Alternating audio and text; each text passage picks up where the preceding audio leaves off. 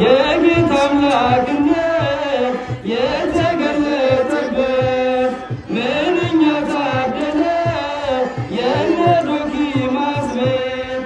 ዛሬም ይኸው በዚህ በሰርገኞቹ ቤት በረከት ፈሰሰ የአምላክ ቸርነት ለቃና ዘገሊላ ለቃና ዘገሊላ በዚያ በሰርጉ ቤት ተገኝተሻል ድንግል ከልጅሽ ጋራ ተገኝተሃል ጌታ ከእናቱ ጋራ ውሃው ተለውጦ የወይን ጠጅ ሲሆን በቃና ገሊላ ሁላችን አየን።